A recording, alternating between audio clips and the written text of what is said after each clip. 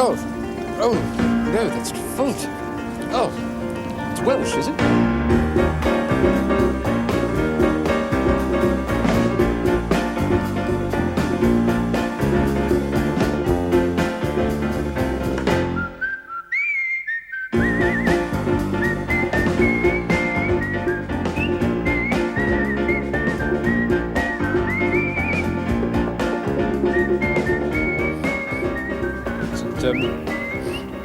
Splendid, is it?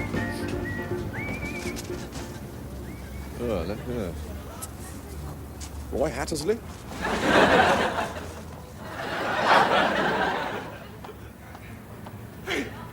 Chanel, isn't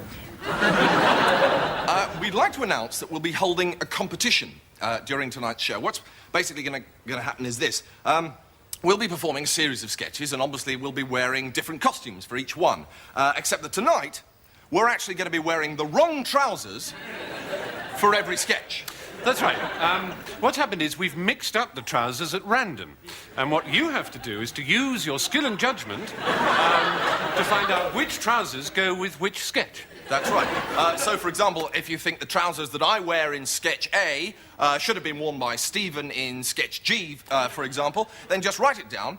When you've got them all, send us a card also saying in not more than 10 words why you think trousers are important. And the first correct entry opened will receive this rather magnificent pair of trousers. They're pretty stunning, I think you'll agree, as well as a guided tour around the trouser department here at a bit of Fry and Laurie, a tour led by the ever-popular Cliff Mitchell.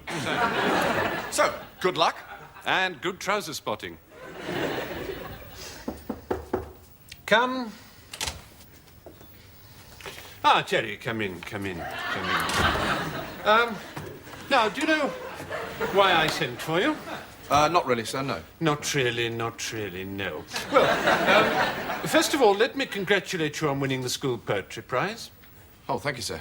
Yes, Mr. Drip tells me that it's one of the most mature and exciting poems he's ever received from a pupil. Don't suck your thumb, boy. Well, I'm not, sir. No, that was just a piece of general advice for the future. Now, Terence.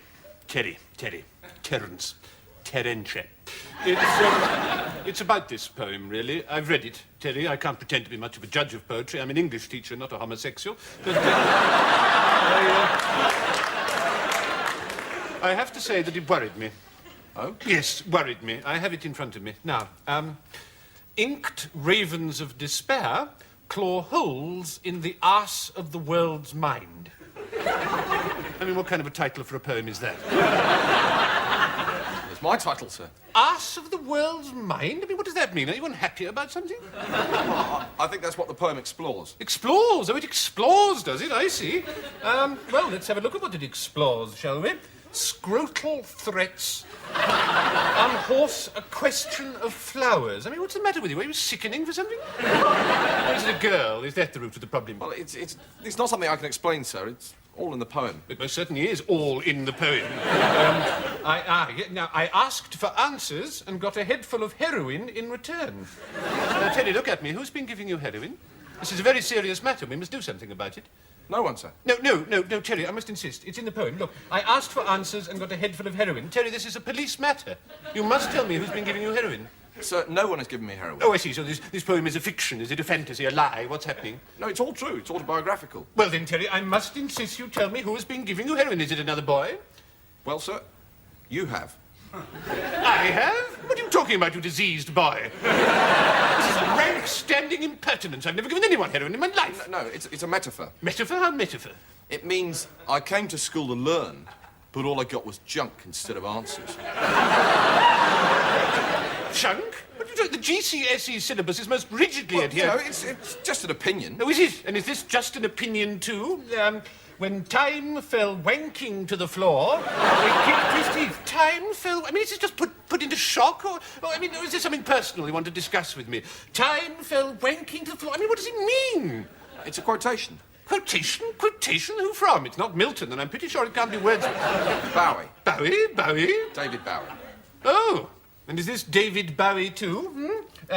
My body disgusts, damp grease, wafts sweat balls from sweat balls and thigh fungus. I mean, you what? Of course I wash. Well, then why does your body disgust you? It looks perfectly all right to me. Why can't you write about meadows or something? Never seen a meadow. Well, what do you think the imagination is for?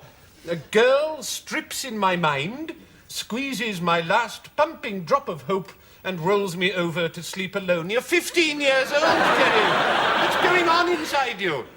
Well, I think that's what the poem... What the poem explores. Yeah. Don't tell me. I cannot understand anymore. I cannot understand. Well, sir, you were young once. Well, yes, in a sense, I suppose. Well, didn't you ever feel like that? You mean, did I want to fireball the dead cities of the mind and watch the skin peel and warp? Then thankfully, no, I did not. I may have been unhappy from time to time if I lost my stamp album or broke a penknife, but I certainly didn't write it all down and show it to people. Perhaps it might have been better if you had. Oh, might it, young Terry? Oh, might it? I suppose I am one of the unhappy bubbles of anal wind, popping and winking in the mortal bath, am I? Oh, your silence tells me everything. I am. I am an unhappy bubble of anal wind. Well, that's just how I see it. That's valid. Valid? Valid? You're not talking about a banknote. You are calling your headmaster an unhappy bubble of anal wind. I'm one too. Oh, as long as we're all unhappy bubbles of anal wind, popping and winking in the mortal bath, then I suppose there's no problem. But I don't propose to advertise the fact to parents. If this is poetry, then every lavatory wall in England is an anthology. I mean, what's happened to the Oxford Book of English Verse? Where's that disappeared to in all this, Perhaps that's the lavatory paper. Is that clever? I don't know. I suppose it's another quotation from Derek Bowie, is it? I can't understand anymore. I cannot understand. Well, it's not surprising, sir. Perhaps you're frustrated. After all, it's a lonely job. I am frustrated. It is a lonely job. I'm assailed by doubt and racked by fear. And then write it down. Write it down. Get it out of your system. Assailed by doubts, racked by fear. You think? Yes. Assailed by doubts, racked by fear, tossed in a wrecked mucus foam of Hatred? Good. What about steamed loathing? Better. You're a natural. A wrecked mucus foam of steamed loathing. Snot trails of lust perforate the bowels of my intent. Put on your red shoes, Major Tom.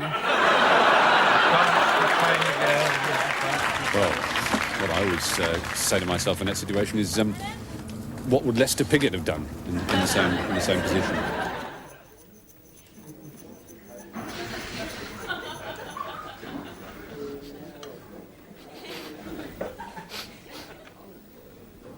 Oh, God! Oh, what is that? That is awful! Sir? What is that smell? Oh, that is... What is it? What smells, sir? That smell, can't you smell it? I can smell it. Oh, oh, that's terrible. Do you mean the onions, sir? No, I don't mean the onions. I know what onions smell like. No, that other smell. Oh, God, no. I'm sorry, sir. I can't actually But it doesn't matter. It doesn't matter. You can't smell it. I can smell it, but never mind. Right. Oh, no. Oh, that is awful. God. Is it still troubling you? Yes, it is. God, it smells like gangrene. Yes. No, someone's got gangrene in here. Who is it? Somebody. Yes. Would you like to move to another table, sir? Well, that's not going to stop the gangrene, is it? Once gangrene takes hold, well, you can move tables as often as you like. That's it. Oh, no, that's. Excuse me. Has one of you got gangrene? Because it's really bugging me over here. It's awful. Yes. God. I can open the window, sir, if you'd like. No, well, never mind. Well, obviously, we'll just have to put up with it. Oh, that's all right. Thank you. Go.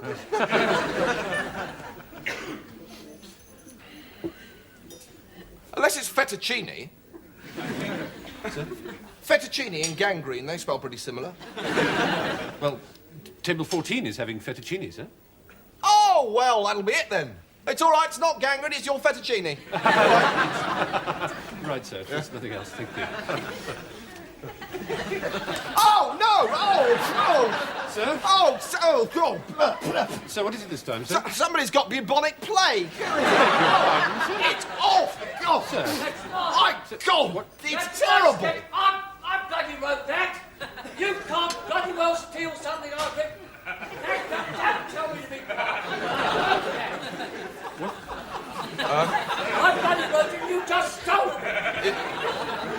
problem.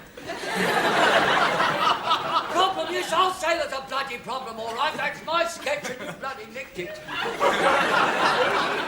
Well, so when? When did... When? Yeah. When what? When did you write it? Well, I don't know. Years ago. Yes, well, I mean, can you prove it? Prove it? Of course I can't bloody prove it. I mean, what do you think I am, for God's sake? Look, I'm telling you, that's my sketch. Well, look. You know, I mean, it's based on a personal experience I had, for God. And I'm not going to let you do it. I just take it and pretend it's yours. Well, if you can't prove that you wrote it, it's rather hard for us to believe, isn't Well, it? I don't care whether you bloody well believe me or not. I'm telling you, it's my sketch. I wrote it. And what's more, you're breaking the law by doing it now. It's a very serious allegation. Oh, well, you should have thought of that before you started doing it, shouldn't you? Well, I'm sorry Yes, about this, well, I'm ladies going and to do gentlemen. something about this. Obviously, we can't go on Yes, doing a certainly, sketch my now. solicitor. We'll have to I'm get not this gonna sorted stand out, and this. then hopefully we'll Right, be able to what come my back to name? this later on. I'm really sorry. Is the name of my solicitor? Okay. This is your solicitor's name in the Yeah, press. that's right, yeah. Name is? Samson Delay. Yeah, well, I've actually applied to join the plainclothes branch, but as you can see, I'm on probation at the moment. So, with a bit of luck, you know, next month maybe I'll be issued with the proper bomber jacket, and it's goodbye to this. Thanks.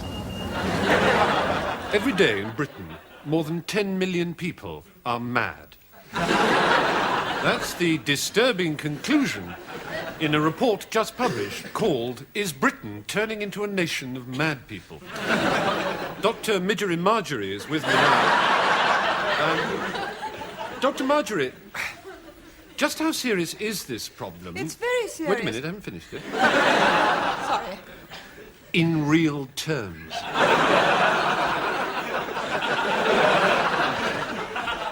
Okay. Yes, go on, yes. It's very serious indeed. In 1957, when records began, we were, I think, the 6th maddest country in Europe. Whereas last year's figures show that now Britain, I'm afraid, leads the European community. It is a community, isn't it? Yes. Britain now leads Europe in terms of being mad. Well, that's a worrying trend, certainly. You're very kind. Right. Now, for those viewers who may just have switched on this minute, would you mind having this conversation with me all over again? You're fine with me. Right. Is Britain turning into a nation of mad people? Dr. Midgery Marjorie is with me now. Dr. Marjorie, just how serious is this problem in real terms? Not particularly. Not particularly what? Serious. Isn't it? No. Right. When we talk about Britain's increasing madness, what sort of madness are we really discussing? Well, all sorts, really. From the kind of madness that makes people want to put on a hat when they get into a car, to the really extreme madness prompts people to go to the theatre. Right. So that's quite a broad basket of madness, Oh, really, yes, isn't well, it? we've tried to be pretty thorough. Right. Now, for those people who've just tuned in right now, could I suggest that you invest in a copy of Radio Times? That way you can plan your viewing properly and stop butting into programmes 5 minutes after they've begun. I mean, you wouldn't, after all, start a novel at chapter 5, would you? Well, you would if the first 4 chapters were rubbish. Don't be quiet. Now, Dr. Marjorie, examining the causes beneath and behind and, to some extent, to one side of Britain's underlying and increasing madness, what exactly are they? Well, we examined a number... Sorry, who's we? My mother and I. And a woman called Alice. Fine. And we came up with some pretty interesting results. You see, essentially, madness is like charity. It begins at home. Oh, that's interesting. Darryl. Corporal punishment, you think? I was beaten as a child. Didn't do me any harm.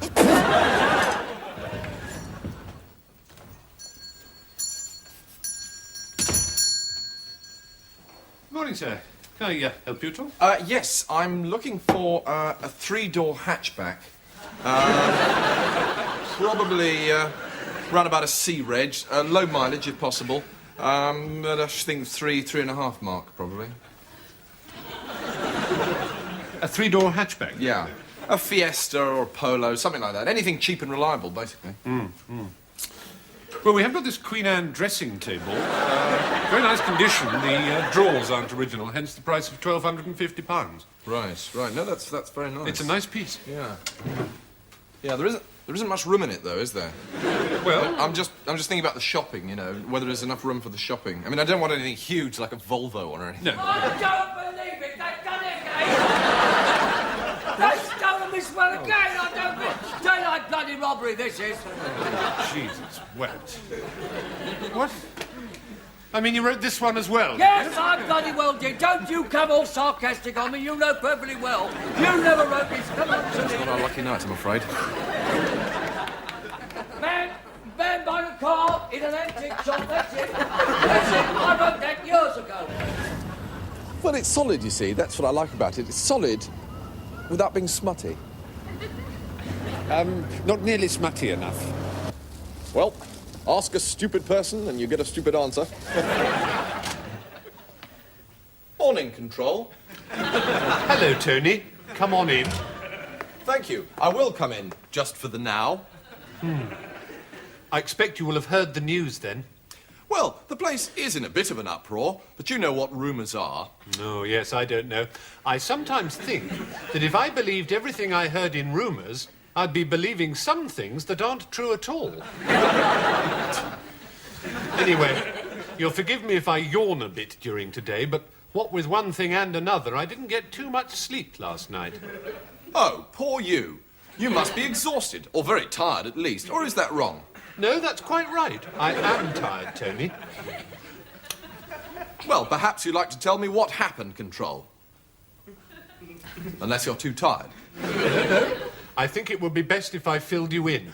That way you won't have to rely on departmental rumours, will you? Yes, and that would be a great convenience.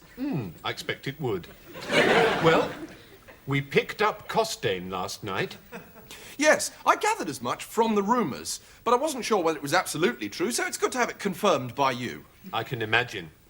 Costain came quite quietly. I think he'd guessed that we'd suspected him of being a traitor for some time now. Which we had, hadn't we? Yes, that's quite true, we had. When was it we first came to suspect him, do you think? Well, I can't remember exactly, but it was certainly some time ago. Before last spring, would you say? Well, around there, definitely, yes. Certainly no later than the 14th of May.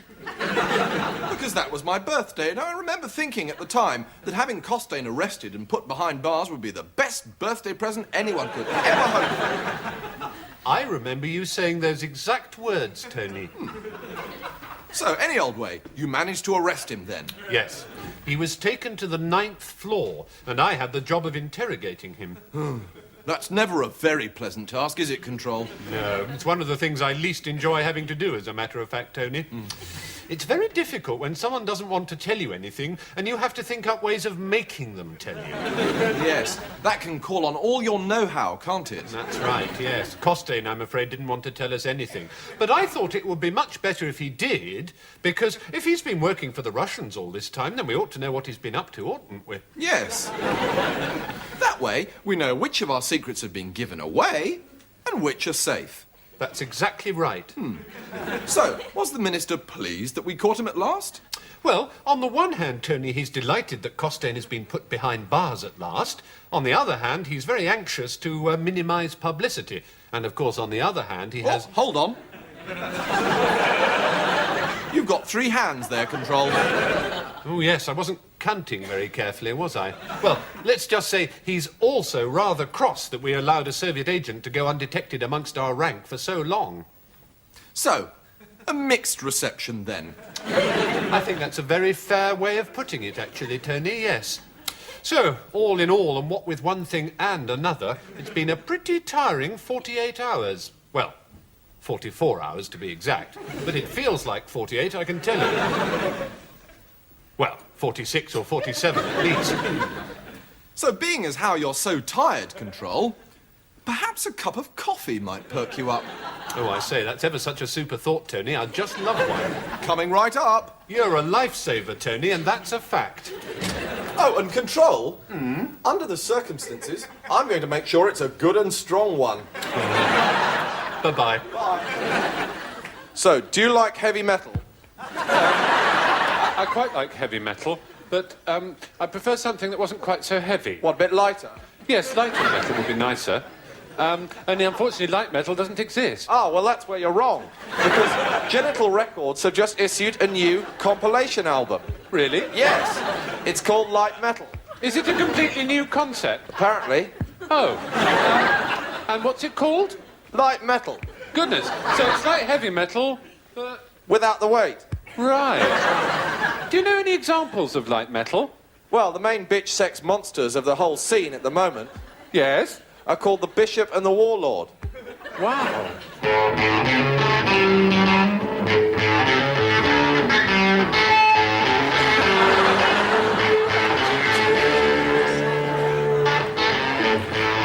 I'm very much on the lookout for action at the moment, baby. And I don't have a single moment to lose. I'm heading on for good times, whichever way I choose. I'm going to pull back with my right hand, get that front wheel off the ground, and don't try and stop me, because I'm not going to be around. I'm a hard-headed woman. I'm a bitch on heat.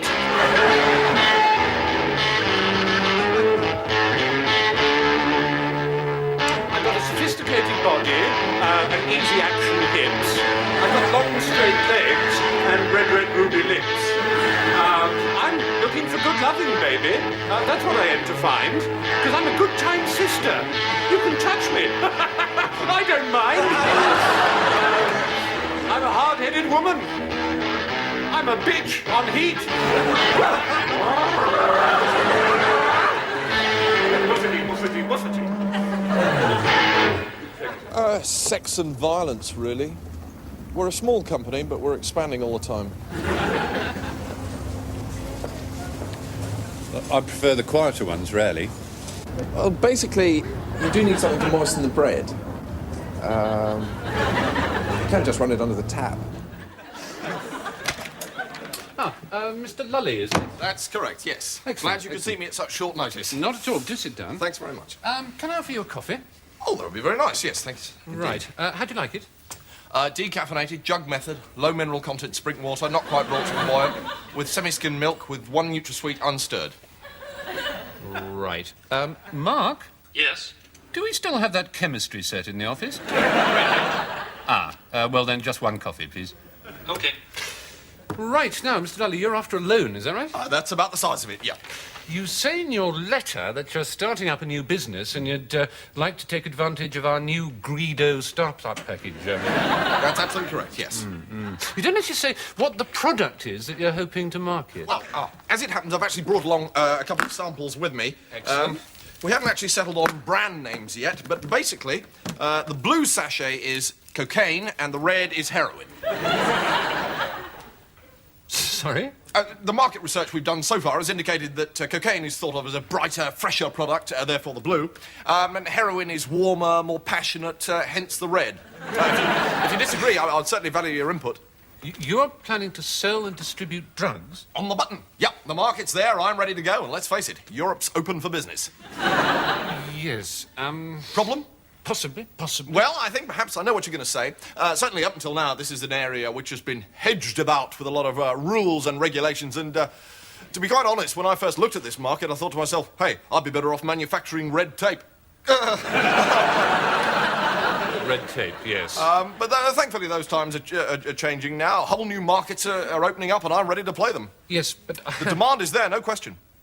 Is it? Well... One of the most exciting things for me is that it's such a young market. Young? Oh, yes, immensely young. Yes, consumer profiling indicates the 12 to 15-year-old segment, and, you know, if we can instill brand loyalty into them at that age, well, that's got to be good news. But... But, yes, you're thinking 12 to 15-year-olds, do they have the income? Well, what I always say to that is this. If the product's right, they'll find the income. You know, their mother's handbags, car stereos, old-age pensioners, wherever it is. Yes. I hesitate to use a word like this. I know it's old-fashioned, but do you think this is strictly moral? I beg your pardon? Moral? Do you think it's moral? Moral? Yes. I'm not sure if I've actually got any precise figures on that. Susie said she'd do me a bar chart. No, about something. no. Is it moral to do this at all? You know, with children and so on. Well, let me just say this. I mean, would you rather we stood idly by and let the Germans, the Dutch, South Americans take over our market share? Huh? Where's your precious morality then? Well, Up a gum tree without a paddle, that's where it is. The question is this. Either you believe in market forces or you don't. Well, I can help you there because I don't. You don't? No, I don't believe in market forces. I used to, of course, when I was a child, but like everybody else, when I grew older, I discovered it was all made up. Made up? Yes, I can still remember the exact day I found out it. It was a Christmas Eve, and I couldn't sleep, and I crept downstairs, and I heard my, parents, they were talking and arguing and laughing about market forces and saying how they were going to have to break it to me one day. It came as a bit of a blow, as you can imagine. 2 years later, I discovered that Father Christmas didn't exist either. Didn't exist? You're kidding! Well, did you still... Yes, I did, actually, yes. I am sorry. Growing up, eh? Ladies and gentlemen, I think we've got to know each other well enough over the weeks now for me to make a little confession. I don't want you to be embarrassed by this. I'm not, and it's I whose breast is being cleaned, not yours. The fact is, I'm not quite as I seem. You see before you what I've been kind enough to call a rather lovely figure of a super, and that's fine breastly as it should be. However, and this is where I'm going to have to ask you to be excitingly pretty, I do have a peculiarity which I feel I must in all softness be rather heavenly about just for a divine. Like an increasing number of people today, I have a pair of nipples attached to my chest. Here, and to a lesser extent, there. But, and this is where I'm forced to be a little more delicious than usual, while this one here, Neville, is rosy and healthy and everything one could want, this one, Sheila, is bright blue and something of a young disappointment. Well, there in a smooth-limbed, golden-thighed way we are. You've been patient, you've been glossy, you've been surprisingly supple. I've enjoyed being fabulous with you. Thank you. See that? Just there. It's a miracle, that. Another inch, and that would have been just there.